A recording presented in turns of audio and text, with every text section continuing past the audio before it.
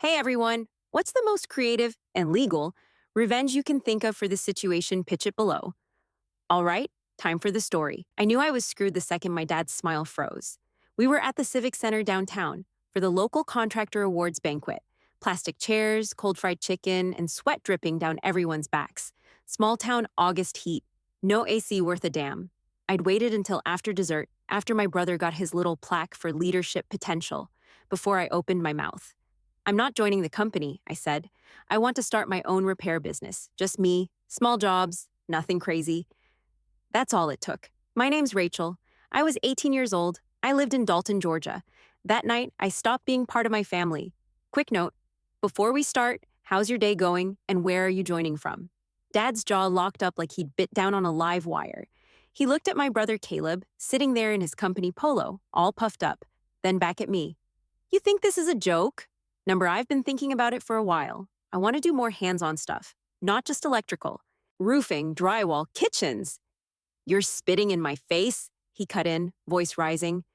After everything I built, you want to go play handyman? You selfish little brat. My mom didn't say a word, just folded her napkin and looked down. Caleb smirked and sipped his sweet tea. I'm not trying to disrespect you, I said, trying to keep my voice steady. I just want something that's mine. He stood up so fast his chair skidded behind him. You're worthless without this family. You hear me? You're nothing. I flinched but didn't move. That was the mistake. He slapped me hard across the face, full palm. Everyone at the table froze. The sting hit first, then the ringing. I didn't cry. I just stood there shaking while he walked out. 10 minutes later, I heard him storming into my room back home.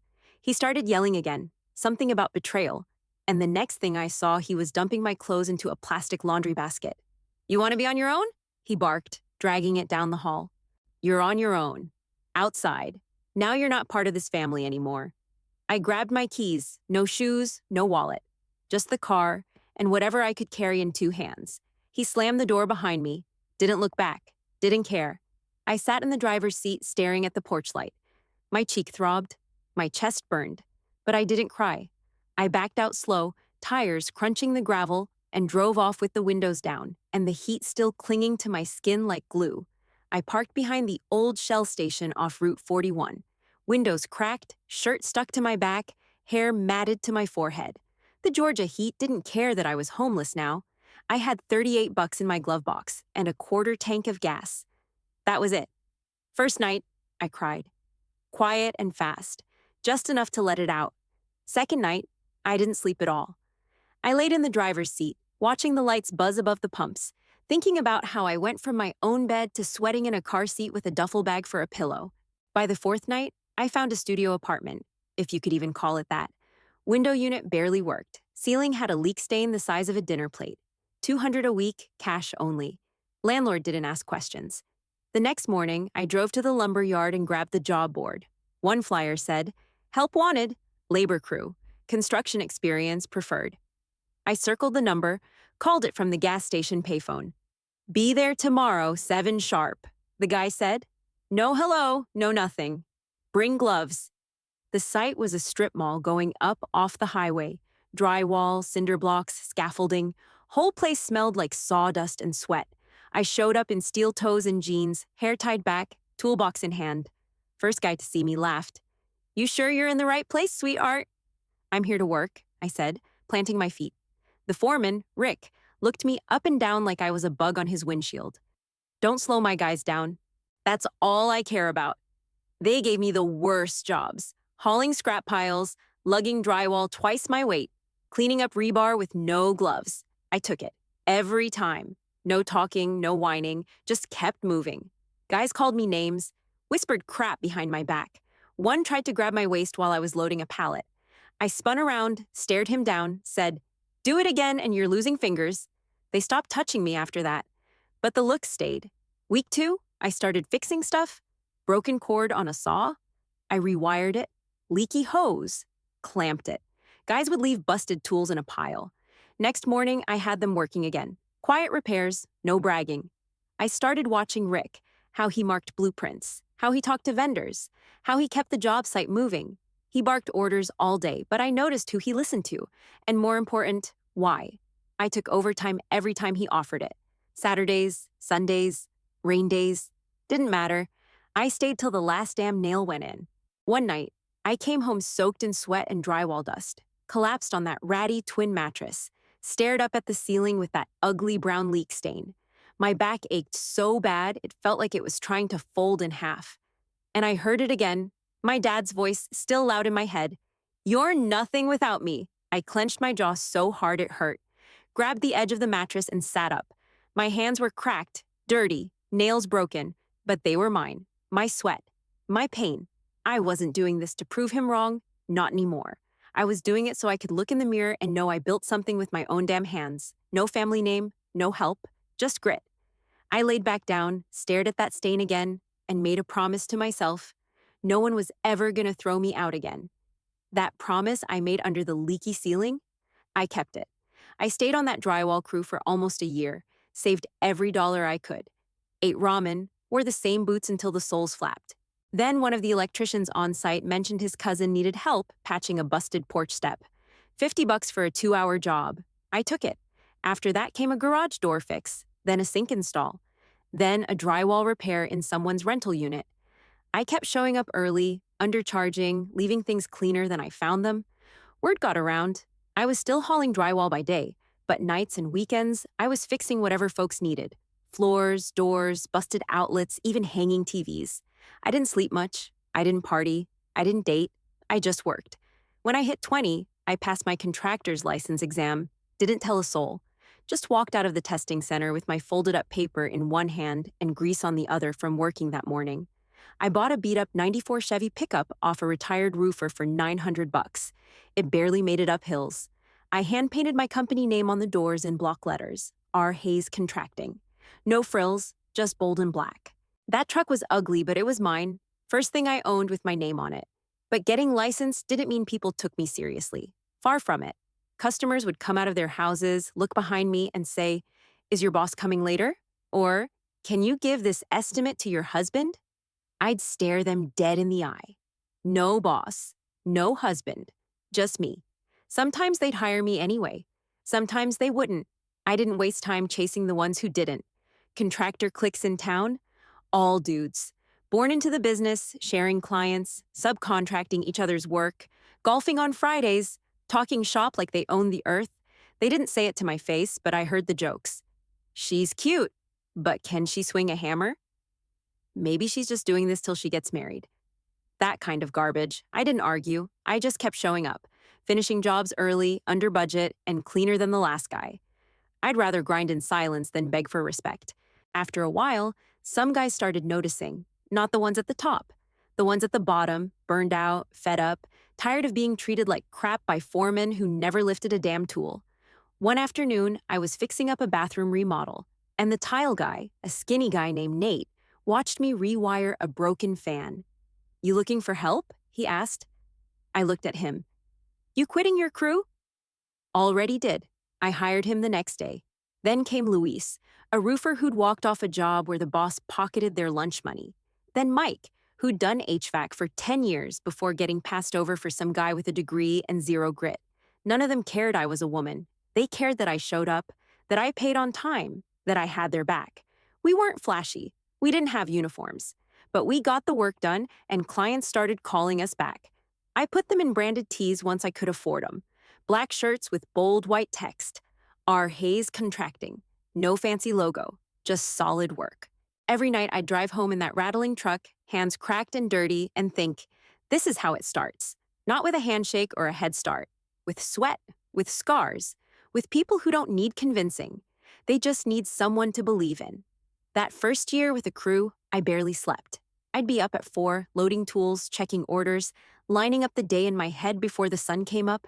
Most nights, I was the last one off the job site, sweeping up drywall dust with one hand and texting clients back with the other. But the jobs kept coming. A full kitchen gut here, a roof replacement there. Word of mouth spread fast in a town like Dalton, especially when you showed up, finished early, and didn't leave a mess. I didn't wear a clipboard or carry some shiny leather folder like half the general contractors around here. I wore work boots, a ball cap, and a hammer clipped to my jeans. I was right there in the dirt with my crew. If something needed hauling, I hauled. If someone was short on help, I picked up a nail gun. You couldn't fake that kind of thing. Guys noticed, and then they started showing up. One was a quiet kid named Travis, 19, fresh out of juvie. Knew how to use a framing square like he was born holding one. No one else would touch him. I put him on a porch rebuild and told him, "You show up sober and work hard, you stay. You slip once, you're gone." He's still with me. Next came James, ex-Army, battling pills after a bad injury. Everyone else treated him like a liability. I gave him a second shot. He turned into one of my best site leads. I didn't care about resumes. I cared about heart, grit. People who'd been told no so many times, they just needed one yes to snap out of it. The crew grew fast, 10 guys, then 20, then 30. They weren't polished, they weren't pretty, but they worked like hell and they had my back like family never did. We got known for taking the jobs nobody wanted. Tight turnarounds, complicated structures, bad access. We made it work. We finished ahead of schedule and under budget again and again. Clients started passing our name around to their friends. Bigger names started calling. A local dentist wanted his whole practice remodeled. A bakery needed a full build-out. Then a warehouse deal came through from a logistics company in Chattanooga. By the time I turned 23, I was running 3 full crews across 2 states. And yeah, the local union reps came sniffing around. At first, they tried to ignore us, just a little upstart crew led by some girl with a truck and a toolbox. Then they realized our bid numbers were clean, our safety logs were solid, and our turnaround times were ridiculous. They started showing up to sites just to watch us work. They'd nod, make small talk, hand me business cards with fake smiles. I didn't play politics, I just kept working. Eventually, they stopped being cute and started being respectful. We didn't wear matching vests, we didn't march in line, but we were a damn army. 63 people by the end of that year. Welders, framers, painters, plumbers, roofers, a living machine. They called me boss without blinking. Not because I made them, but because I earned it. No one asked who I was married to. No one asked if I was someone's assistant. They knew. And still, I never called home. Not once. There were nights I thought about it. Usually when I get back to the office late and hear a certain song on the radio, or drive past the Civic Center where it all blew up. But I never picked up the phone. Not for birthdays. Not for holidays. Not even when someone said, "Hey, aren't you related to?" I'd just say, "Doesn't matter," and keep walking. My silence wasn't revenge, it was survival. And my crew? They were my people now, my family. The kind that didn't flinch when things got hard. The kind that showed up every damn day and earned their place, just like I did. We just wrapped a concrete pour in Rome, Georgia. Hot, heavy work, sweat-soaked shirts, and sunburnt necks. I was in the office late, still in work boots, flipping through supplier invoices when the envelope showed up. Cream-colored, gold-trimmed, hand-delivered by some stiff in khakis who said, "Are you Rachel Hayes?" I nodded, took it, and closed the door without saying a word. The return label said, Tri-County Builders Council. Fancy. I opened it with a drywall knife. Inside was thick paper, gold leaf, stupidly formal font.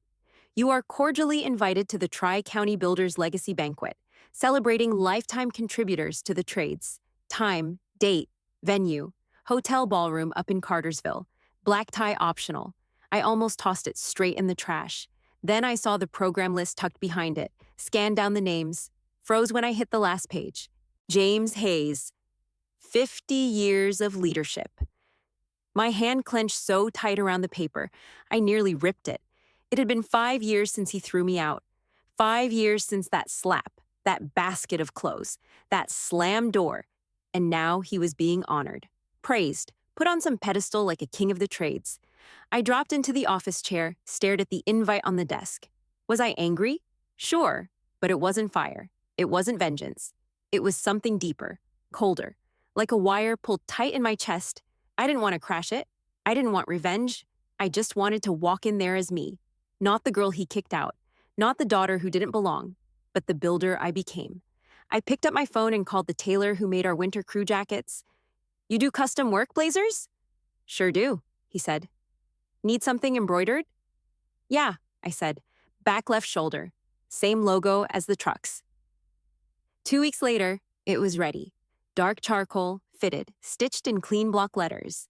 R. Hayes Contracting, no glitter. No slogans. Just the name I built from nothing. I laid it flat across my desk the night before the banquet. smoothed the sleeves, and just stared at it. I didn't tell the crew I was going, didn't make a speech, didn't ask for advice. I just knew I had to show up, not to see him, to be seen. I pulled into the hotel parking lot just past 6. Sun was going down, sky all orange and thick with summer heat. I sat in the truck for a minute, engine off, windows rolled down.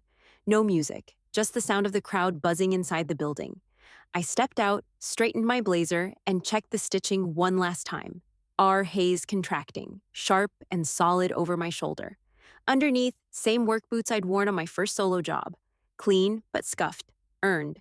Inside, the ballroom was packed. Big chandeliers, white tablecloths, clinking silverware, fake smiles.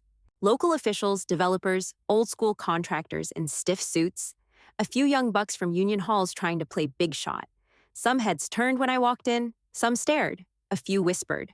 I saw a couple guys I'd outbid on jobs. They looked confused, like they couldn't place me out of a hard hat and jeans. Then I spotted the head table. Front of the room, spotlight. Gold-lettered sign in front of the seat that read James Hayes, Legacy Honoree. There he was. White beard trimmed, tie straight, like he belonged on a dollar bill. Mom sat next to him, dressed nice but stiff, her hands folded tight in her lap. Caleb was on his other side, company logo embroidered across his chest like a badge of honor. I took a slow breath and walked forward.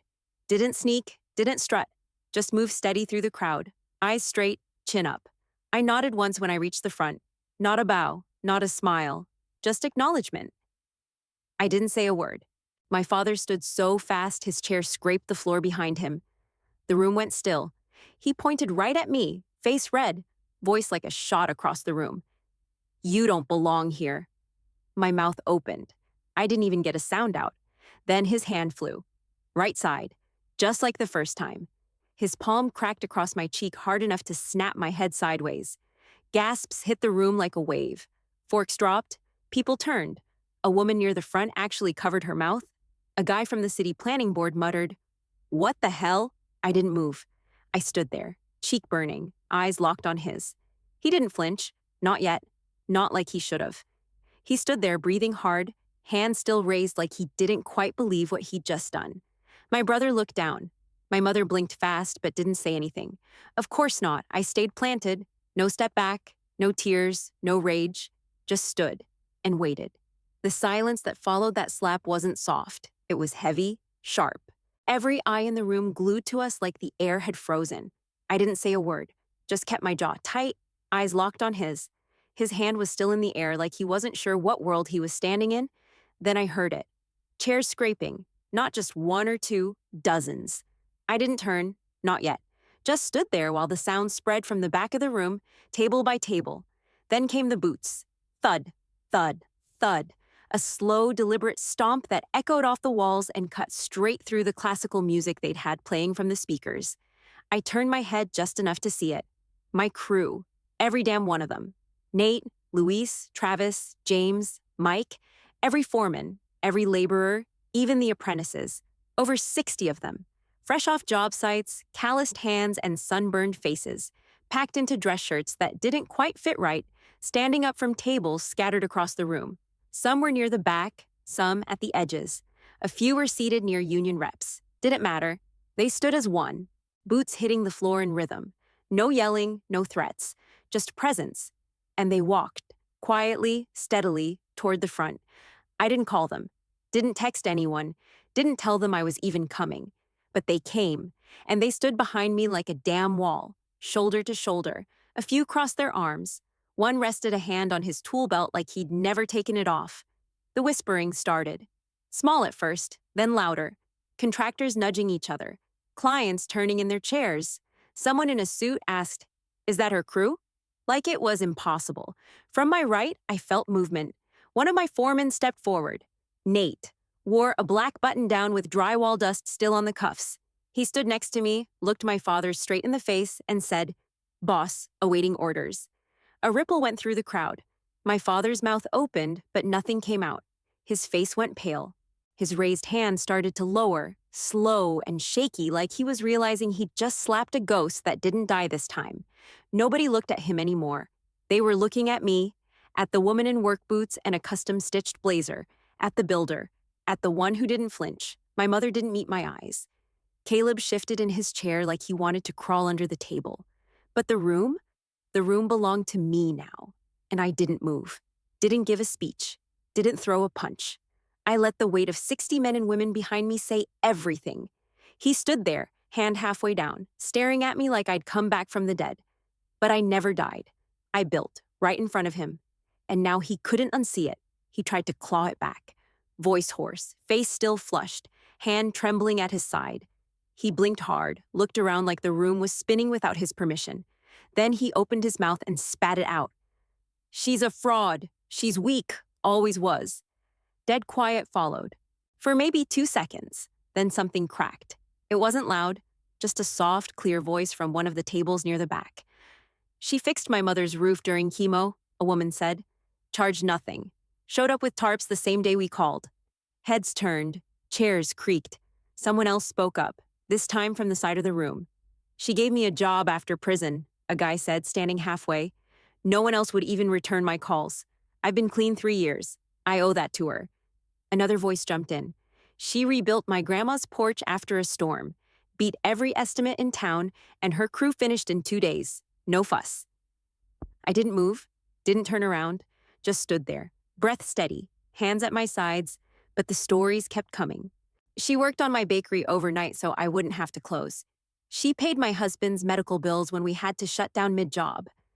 She took a chance on my son when he couldn't get hired anywhere else. She let me pay in installments when my AC went out in July, never once asked for a deposit. It wasn't a crowd yelling, it was one voice after another, steady and clear, like dominoes falling in slow motion. Even people who didn't speak leaned forward now, watching me instead of him. They weren't curious anymore. They weren't confused. They knew exactly who I was. A cough cut through the air. The MC, a thin guy in a rented tux, stepped up to the mic, looking like he'd just watched a train derail. He shifted on his feet, papers shaking slightly in his hand. He cleared his throat. "Ladies and gentlemen, due to recent developments, we'd like to take a moment to recognize a member of our building community who, while not officially listed on tonight's schedule, has clearly made a lasting impact." He paused, eyes darting between the head table and me. "Please join us in acknowledging Rachel Hayes and her company, R. Hayes Contracting, for outstanding service, innovation, and leadership in the trades." It wasn't planned, it wasn't polished, but the applause started anyway. First a few hands, then more. Not polite, not forced, not that slow clap nonsense from movies. Real clapping, loud, focused, from people who meant it. I didn't bow, didn't smile, just stood still and let the sound pass through me like wind off a rooftop. My father lowered himself into his seat like his legs finally gave out. Slowly. No strength left in his posture. Jaw slack, eyes blank. He stared straight ahead. Not at me, not at anyone, just empty. My mother finally looked up. Her face was pale. Hands still folded in her lap, knuckles white.